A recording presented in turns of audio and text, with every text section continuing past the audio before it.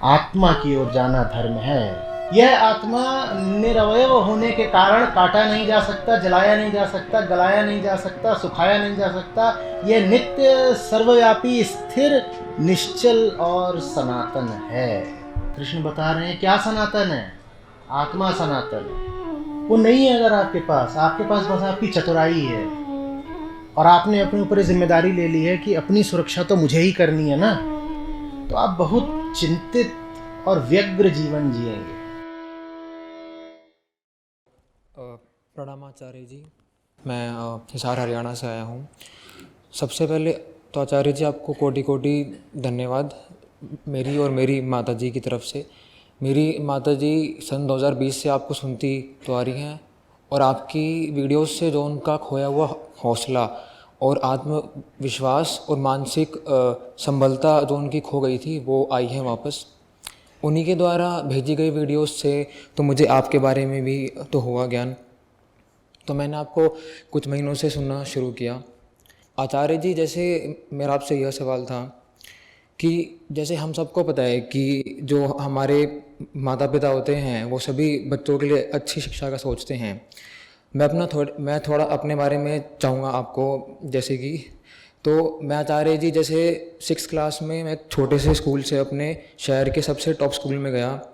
मैं शायद से इस चेंज को मैं अपने आप समझ नहीं पाया और मैं थोड़ा सा सबसे टीचर से तो इंट्रो करने में और पूरी क्लास में सबके सामने क्वेश्चन पूछने में तो मेरे को थोड़ा सा फियर होने लग गया। और फिर ऐसा होता था कि मैं मतलब टीचर से उसके स्टाफ रूम में जाके क्वेश्चन पूछ रहा हूँ, मतलब सबसे अलग हट के, तो एक भीड़ से हट के। आचार्य जी फिर 8वीं क्लास में मेरे पिताजी का वो हो गया, स्वर्गवास हो गया। तो मैं नहीं चाहता था कि मैं ये बात अपने स्कूल में तो उनको वो हो भी कि ऐसे हो गया है। तो मैं क्योंकि उनसे सिंपैथी नहीं चाहता था और ना मैं ये चाहता था कि मेरे को वो ट्रीट करें कि ये तो कुछ अलग से है, कुछ स्पेशल है। तो मेरी माताजी के अनुरोध करने पे स्कूल वालों ने मेरी क्या कहते हैं काउंसलिंग शुरू करी। तो जब क्या होता था, काउंसलर आता था मेरी उसमें पूरी जब मैं पढ़ाई कर रहा हूँ तो वो मुझे क्लास के बीच में से तो मैं तो जब मैं उठ के क्लास के बीच में से था जाता तो सब लोग मुझे ऐसे देखते थे कि मैंने कोई अपराध किया हो जैसे। तो मैं अपने आप को एक अपराधी समझने लग गया। तो मुझे ऐसा हुआ कि मैं क्यों ऐसे तो फिर जाता हूँ क्लास के उठ के बीच में से। तो ये तो 1 साल तक चला। फिर 9वीं क्लास में तो मैंने अपना स्कूल चेंज किया और मुझे आज भी याद है कि जब मैं स्कूल चेंज कर रहा था तो जो मेरे सबसे फेवरेट टीचर थे तो उनसे मैं आई कांटेक्ट भी नहीं कर पाया कि मैं स्कूल चेंज करके तो तो वो कर रहा हूँ, अपराध कर रहा हूँ मैं कोई। तो फिर जैसे तो जब मैं छोटे स्कूल में आया फिर से तो मुझे फील हुआ कि अब तो मैं छोटे स्कूल में आ गया हूँ, तो अब तो मेरा कॉन्फिडेंस अपने आप हो जाएगा बूस्ट, क्योंकि बहुत कम लोग हैं यहाँ पे तो बात करने के लिए भी कम लोग हैं। तो ऐसा नहीं हुआ। तो अब जब मैं मेरी जैसे बीटेक कंप्लीट हो गई है तो जब मैं फर्स्ट ईयर आया कॉलेज में तो मुझे फील हुआ कि काफ़ी बड़ा कॉलेज है, काफ़ी लोग हैं और मेरे यहाँ कोई खुद की अपनी एक आइडेंटिटी नहीं है। तो यहाँ कैसे हो पाएगी बात। तो आचार्य जी अब आज के समय में ऐसा होता है कि अगर मैं अपनी किसी से अपनी बड़ी उम्र या फिर बड़े पद के जो कोई अगर होता है इंसान, उससे बात करने में, उसको अपना इंट्रो देने में उससे संकोच होता है। परंतु अगर किसी छोटी उम्र का व्यक्ति और कोई छोटे पद का व्यक्ति से अगर मैं बात करता हूँ, ऐसा नहीं होता। ऐसा नहीं है कि उसके लिए मेरे मन में आदर कम है, पर संकोच वहाँ कम होता है और किसी बड़े से बात करने में संकोच होता है ज़्यादा, और कुछ शब्दों में भी अटक जाता हूँ। तो आचार्य जी मेरी माता जी बोलती हैं कि जैसे तुम्हारा बचपन संघर्षों में गया तो क्या शायद से वो कोई बात तुम्हारे मन के कोने में तो फिर बैठ गई है और वो तुम्हें आज तक चुभ रही है। तो मुझे आपका इसके ऊपर मार्गदर्शन चाहिए आचार्य जी। इसका बचपन धन्यवाद। से संबंध कम है, इसका संबंध जो हमारा वैल्यू सिस्टम है, हमारी मूल्य व्यवस्था, उससे ज़्यादा है। किसी को तुमने बड़ा मान लिया है ना, तो भाव ये आता है कि अगर इसने मुझे छोटा या बुरा बोल दिया तो उस बात को मैं ठुकराऊंगा कैसे। वो बात तो पत्थर की लकीर हो जाएगी क्योंकि बोलने वाला बड़ा है। बोलने वाला बड़ा है, तो फंस जाते हो कि अब खतरा खड़ा हो गया, किसी बड़े के सामने अपना परिचय देना है या उसे कोई बात बोलनी है, खतरा है ना। उसने अगर झिड़क दिया तो, उसने ये कह दिया तो मूर्ख हो, तो भाई वो बड़ा है, अगर उसने कह दिया मूर्ख हो तो ये बात बिल्कुल प्रमाणित ही हो जाएगी कि मैं मूर्ख हूं। डर जाते हो। छोटे को लेकर के आश्वस्ति रहती है, तो छोटा है, ये कुछ बोल बाल भी देगा तो क्या हो जाता है। सारा जो झंझट है वो मूल्यों का है। तुमने किसको इतना मूल्य दे दिया है कि उसको बड़ा मान लिया है, प्रश्न ये है।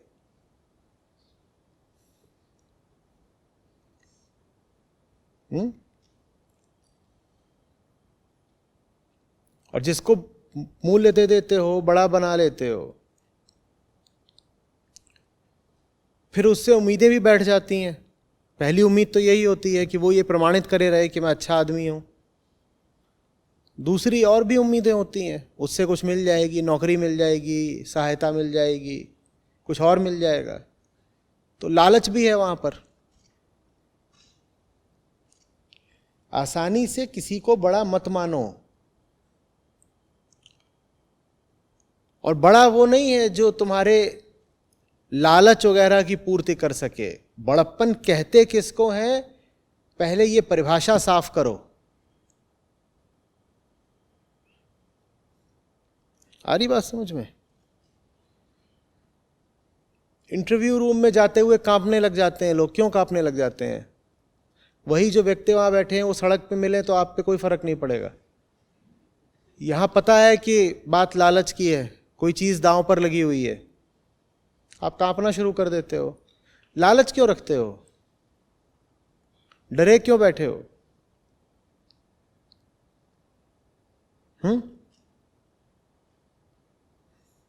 कोई बहुत मशहूर आदमी है, उसके सामने चले जाओ, बात करते जबान लड़खड़ाती है। अरे वो मशहूर होगा, बड़ा है क्या? बड़ा होना बिल्कुल अलग बात होती है। प्रसिद्धि वगैरह तो अधिकांशतः जलील काम करके भी मिल जाती है। आप यहां पर कोई बिल्कुल भद्दी हरकत कर दीजिए, बहुत संभव है कि कल आप अखबारों में आए, प्रसिद्ध हो जाएं। और जो लोग साधारण बैठे हैं, सामान्य, उन्हें प्रसिद्धि नहीं मिलेगी। लेकिन आप यहां कुछ बिल्कुल ही भद्दा कर दीजिए, आप तुरंत प्रसिद्ध हो जाएंगे। प्रसिद्धि तो ज्यादातर भद्दे लोगों को ही मिलती है।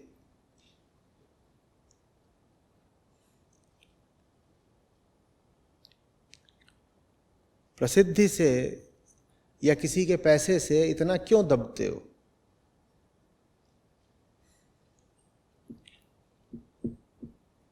लेकिन दबोगे। दुनिया में जो भी कोई दमदार रुतबेदार है उससे दबोगे। इसलिए दबोगे क्योंकि जिससे दबना चाहिए उससे नहीं दबते हो, उसके सामने पूरी ऐंठ में रहते हो।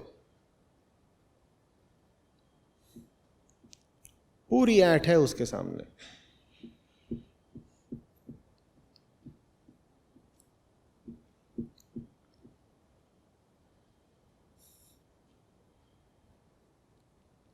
मैं बहुत सालों बाद अभी यहीं कैंपस के अपने एक दोस्त से मिला।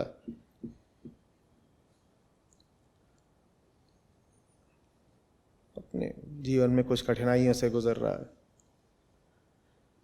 तो मैंने उससे गीता पर बात शुरू करी। तो उसने इस तरह बोलना शुरू करा कि नहीं, जब कृष्ण ऐसा कहता है तो कृष्ण समझाना क्या चाह रहा है?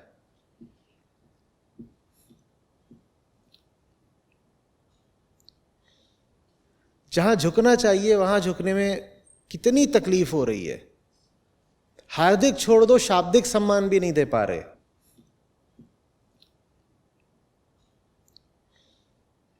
और जो कृष्ण के सामने नहीं झुकेगा, फिर उसे दुनिया के जितने बाहुबली होंगे सबके सामने झुकना पड़ेगा। वही सबकी हालत है।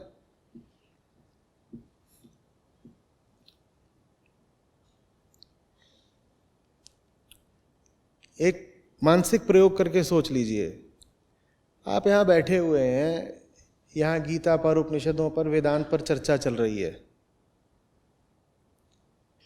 इसी क्षण यहाँ पर कोई बड़ा रुतबेदार आदमी आ जाए, बहुत बड़ा राजनेता, ईमानदारी से अपने आप से पूछिएगा, मानसिक प्रयोग कर लीजिए, आप भूल जाएंगे, कृष्ण को भूल जाएंगे, उपनिषदों को भूल जाएंगे, मुझको भूल जाएंगे। यहाँ वो खड़ा हो, आपका सारा ध्यान उसकी ओर चला जाएगा और आप आतुर हो जाएंगे कि उससे कुछ बातचीत हो जाए, कुछ सुनने को मिल जाए, इत्यादि इत्यादि। हो सकता है सब ऐसा ना करें, पर फिर भी बहुतों के साथ ऐसा ही होगा। होगा कि नहीं होगा? आपके लिए कृष्ण भी बड़े नहीं है। यहां पर आकर के कोई बड़ा उद्योगपति खड़ा हो जाए, कोई बड़ा नेता खड़ा हो जाए, वो बड़ा है।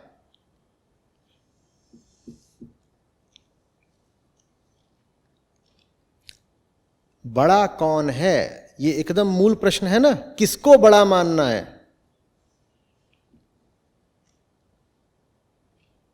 कह सकते हैं कि इसी प्रश्न से जीवन का एकदम निर्धारण हो जाता है कि तुमने बड़ा मान किसको लिया। और जिसको ही बड़ा मान लोगे, झुकना तो उसके सामने पड़ेगा ही। क्यों इन दुनिया वालों को बड़ा मानते हो? न इनको बड़ा मानो, न इनके सामने झुकना पड़ेगा।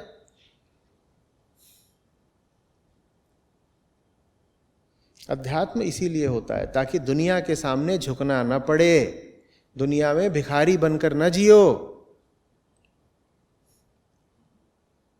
आध्यात्मिक आदमी की पहचान यही होती है, वो झुक नहीं सकता।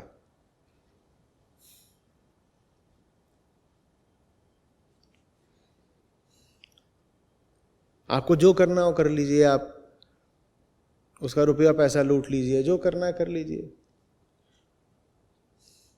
बहुत आपको चिढ़ मचे तो उसको जान से मार दीजिए, कोई बात नहीं, झुकेगा वो तब भी नहीं। आप बात बात में झुक जाते हो, जी सर, जी सर, जरूर सर।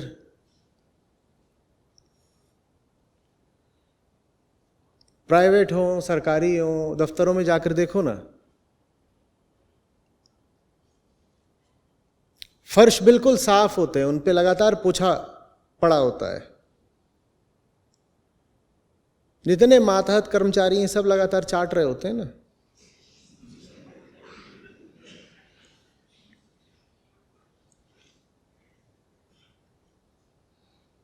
और फिर कहते हो कि जीवन में डर बहुत है, क्योंकि जीवन में लालच और स्वार्थ बहुत है।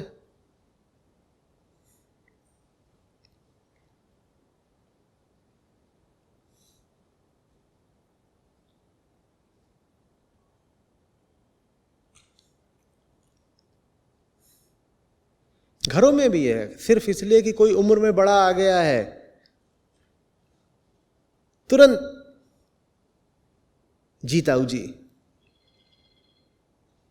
ताऊ जी किस लायक हैं, थोड़ा पहले देख तो लो। मैं नहीं कह रहा हूं ताऊ जी को डंडा मारो, लेकिन उन्हें बड़ा क्यों मान लिया है? उम्र तो अपने आप बढ़ जाती है। उम्र के बढ़ने से कोई बड़ा हो जाता है क्या? उसमें कोई उपलब्धि है? तुम 60 साल सोते भी रहो या 60 साल नशे में पड़े रहो बेहोश, तो भी 60 साल के हो जाओगे, उम्र तो बढ़ी जाएगी। तो किसी की उम्र हो गई है 60 की तो सम्माननीय हो गया, कैसे?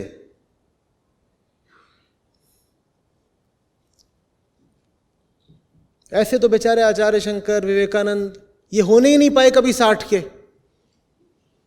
बेचारों का तो कोई सम्मान ही नहीं बचा।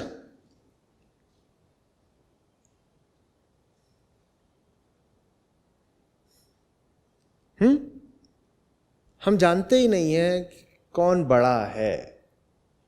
किसी की उम्र बड़ी हो जाए वो बड़ा हो गया, किसी का पैसा बड़ा हो गया वो बड़ा हो गया, किसी की सत्ता बड़ी हो गई वो बड़ा हो गया, किसी की प्रसिद्धि बड़ी हो गई वो बड़ा हो गया।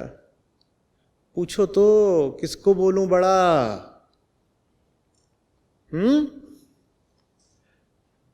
डरो, जरूर डरो, पर जो सचमुच बड़ा है सिर्फ उससे डरो। और डरो ये कि जो सचमुच बड़ा है कहीं मैं इतना छोटा न रह जाऊं कि उसको पा ही ना पाऊं। ये डर होना चाहिए जिंदगी में। ये एक डर बैठा लो, बाकी सारे डर छूमंतर हो जाएंगे। जो सचमुच बड़ा है, कहीं उसको पाने से चूक न जाऊं, ये डर होना चाहिए बस। जो सचमुच बड़ा है, कहीं उससे दूर न रह जाऊं, इस डर में जियो। इस डर में जियोगे तो संसार के सामने पूरे निडर हो जाओगे।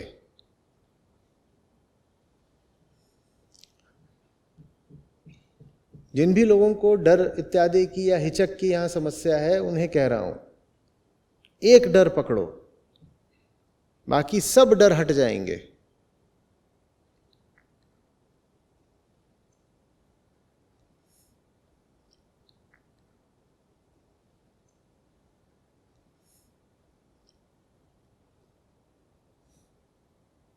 किसी का पद बड़ा है, ठीक, वो बंदा नहीं बड़ा हो गया।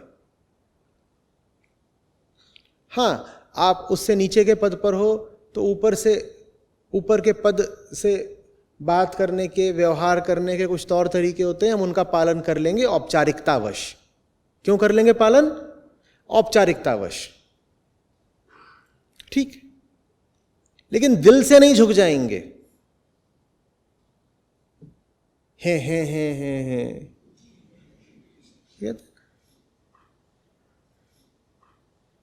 फॉनिंग, ग्रोवेलिंग साइकोफेंट्स। हम दिल से ही झुक जाते हैं, मन से ही छोटे हो जाते हैं।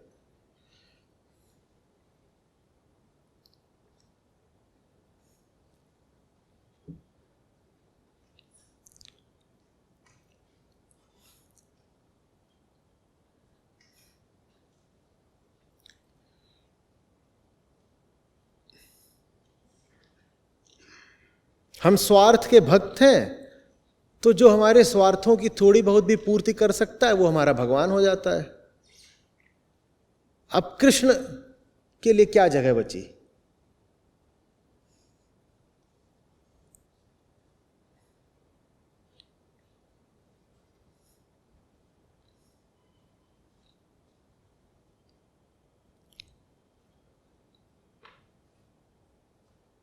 आ रही बात समझ में?